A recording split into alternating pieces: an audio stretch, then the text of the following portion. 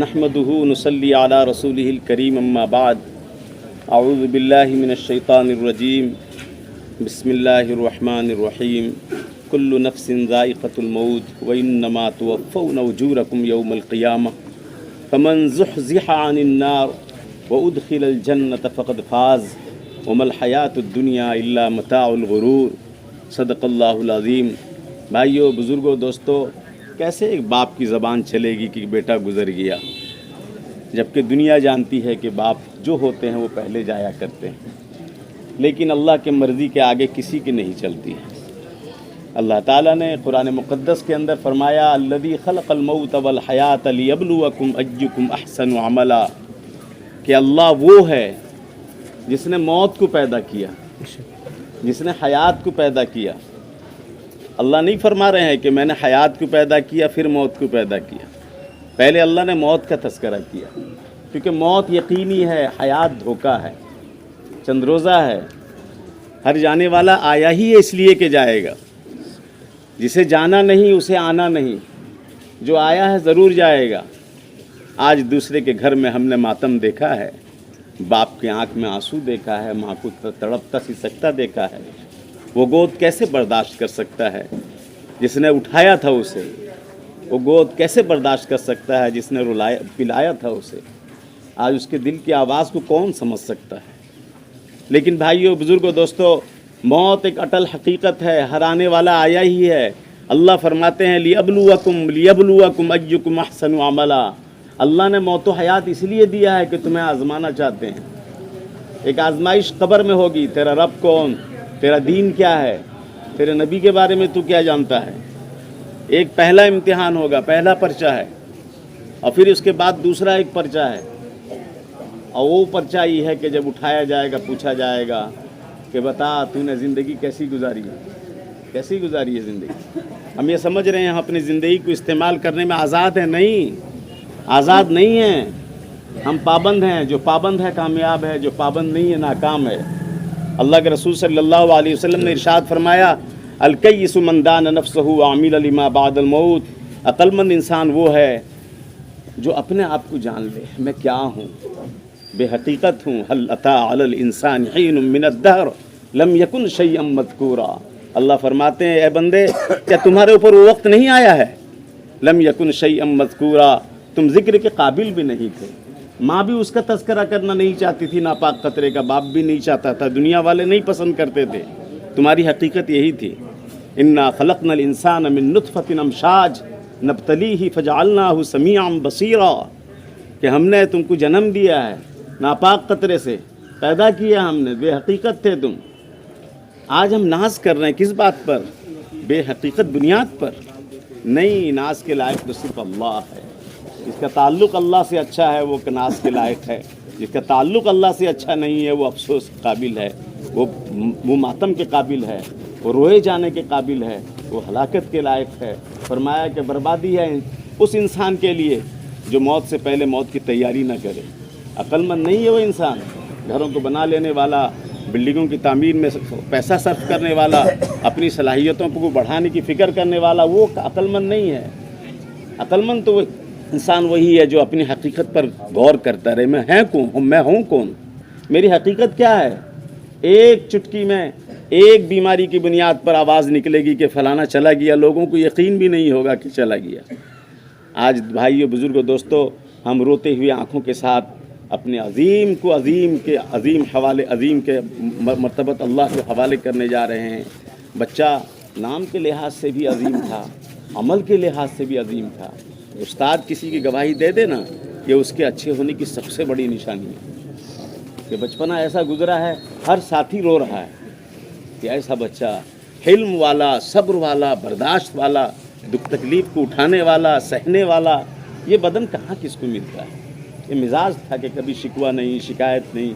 اللہ تعالیٰ سے دعا ہے، دل کی گہرائیوں سے دعا ہے، اللہ ان کے پیچھے رہ جانے والے مربی محترم، معظم، والد محترم، والدہ کو اور ان کے بھائیوں کو اللہ صبر جمیل نصیب فرمائے۔ ایک اچھے آدمی کا خاندان سے اٹھ جانا، اللہ کی دعاؤں بھرے سہارے سے خاندان یتیم ہو جاتا ہے۔ ایسے لوگوں کی دعاؤں پر خدا کو ترس آتا ہوگا جیسا مزاج تھا۔ جیسا چال چلن تھا اس کی دعا پر خدا کو رحم آ جاتا ہوگا، ایسا سہارا خاندان سے اٹھا ہے. اس لیے پورے خاندان والوں کے سوگ میں ہم سوگوار ہیں اور ان کے دلی دعا دیتے ہیں کہ اللہ ان کو صبر جمیل نصیب فرمائے، اللہ اس کی مغفرت کا فیصلہ فرمائے. قرآن کا حافظ اللہ نے سعادت نصیب فرمائی. سارے ساتھیوں میں کمزور ہونے کے باوجود دارالعلوم دیوبند جیسی عظیم ادارے میں جا کر داخلہ کا ہو جانا، یہ سب اللہ کی طرف سے نوازش ہے. اور اللہ کی ذات سے ہم یہی امید رکھتے ہیں کہ اللہ اسی نوازش کے صدقے میں اس کی مغفرت کا فیصلہ فرمائے. ہم سب کا سب سوگوار اور ہم غمگین ہیں. اللہ ہم سب کو بھی صبر جمیل نصیب فرمائے. بچہ ہمارا تھا، ہم نے اسے ڈانٹا بھی تھا، ہم نے اسے مارا بھی تھا، بچپنا اس کا ایک باپ کی طرح ہم نے اس کے ساتھ برتاؤ کیا ہے. اس لیے کیسے نہیں ہمارا دل روئے گا. اللہ تعالیٰ اپنے فضل سے، اپنے کرم سے ان کے ساتھ ساتھ ان کے خاندان میں اور قرب جوار کے قبرستانوں میں لیٹے ہوئے سب کی مغفرت کا فیصلہ فرمائے. سفر کو سیدھا کر لیں، وقت ہو ہی گیا ہے، 1 منٹ باقی ہے. نیت کر لینی ہے. نیت تو اصل میں دل کے ارادے کا نام ہے کہ میں جنازے کی نماز کی نیت کرتا ہوں اللہ تعالیٰ کے لیے. پیچھے اسے امام کے منہ میرا کعبہ شریف کی طرف اللہ اکبر. پھر اس کے بعد تکبیر کے بعد جو ہے ثنا پڑھنی ہے جو نماز میں پڑھتے ہیں، اور پھر اس کے بعد والی تکبیر کے بعد درود شریف پڑھنا ہے اللہ کے نبی صلی اللہ علیہ وسلم پر. پھر اس کے بعد والی تکبیر کے بعد دعا کرنا ہے جو اصل نماز جنازہ کا خلاصہ ہے. نماز جنازہ اللہ تعالیٰ بندے کے احترام میں اللہ تعالیٰ نے اس کا نام نماز رکھوا دیا ہے، ورنہ نہ اس میں سجدہ ہے، نہ رکوع ہے، نہ قرات ہے، کچھ نہیں ہے. لیکن نماز اس لیے رکھوایا، ایک بندے کا دنیا سے رخصت ہو جانا. اللہ تعالیٰ کو بندے پر اتنا پیار آتا ہے، اپنی عبادت کا جو نام ہے وہ نام اسے دے دیا گیا. اپنی عبادت کے جو شرائط ہیں، وضو کر لو، پاک ہو جاؤ، قبلہ رو ہو جاؤ، سب کچھ کرایا گیا، لیکن رکوع سجدہ نہیں کرایا گیا. پورے نماز جنازہ کا خلاصہ دعا ہے. آخری تکبیر سے پہلے والی تکبیر کے بعد دعا کرنی ہے. اچھا کہہ رہا ہوں، اللہم اغفر لحینا ومیتنا وشاہدینا وغائبینا وصغیرنا وکبیرنا وذکرنا وانثانا، اللہم من احییتہ منا فاحیہ علی الاسلام ومن توفیتہ منا فتوفہ علی الایمان. اس کے بعد والی تکبیر کے بعد نماز جنازہ کا عمل مکمل ہو جاتا ہے.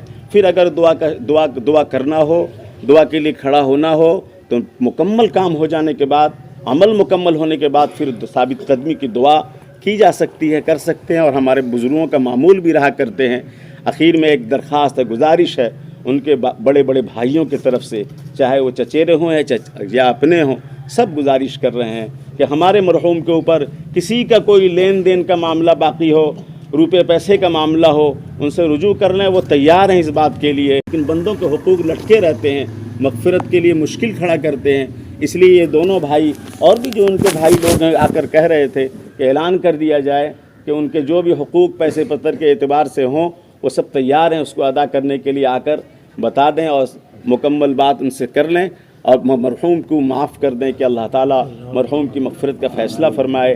ایسے ہی جتنے رشتہ دار یہاں موجود ہیں ان سب سے اس حیثیت سے کہ استاد ہوں، ایک روحانی باپ ہوں، ایک زندگی میں نے ایک وقت ہم نے اس کے ساتھ تعلیم تعلم سیکھنے سکھانے میں تربیت میں ہم نے گزارا ہے. اس لیے تمام رشتہ داروں سے بھی درخواست کرتا ہوں کہ اگر بچے کی طرف سے کسی قسم کی کمی کوتاہی ہوئی ہو، خواہ وہ چچیرے بھائی کیوں نہ ہو، چاہے چچا ہوں چاہے والد ہوں، دل کی گہرائیوں سے مرحوم کو معاف کر دیں.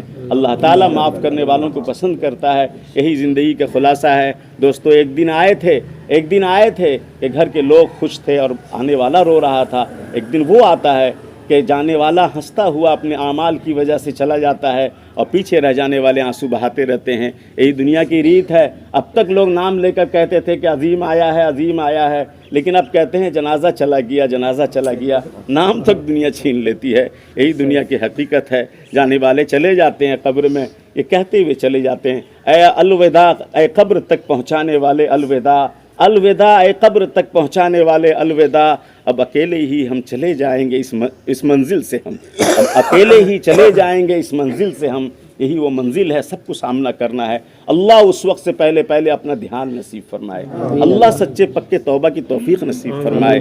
اللہ اپنا قرب و تعلق ایسا نصیب فرمائے کہ سارے سوالات کے جوابات، زندگی کیسی گزاری، جوانی کیسی گزاری، کہاں سے کمایا، کہاں خرچ کیا، سارے جوابات آسان ہو جائیں. اللہ ایسے عمل کی ہمیں توفیق نصیب فرمائے. اب صفحہ سیدھی کر لیں. اجازت ہو کون اللہ اکبر.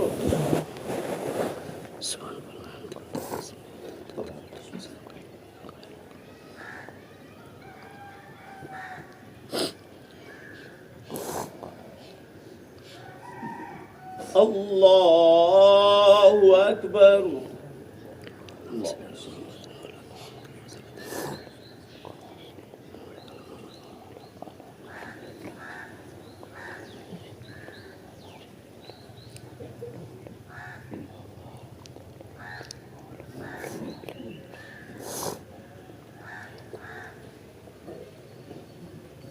اللہ اکبر.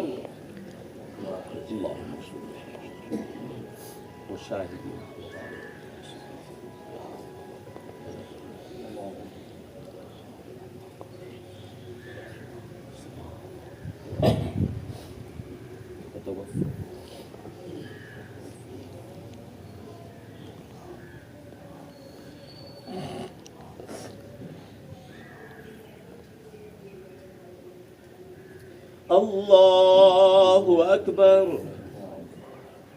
السلام علیکم ورحمۃ اللہ. السلام علیکم ورحمۃ اللہ.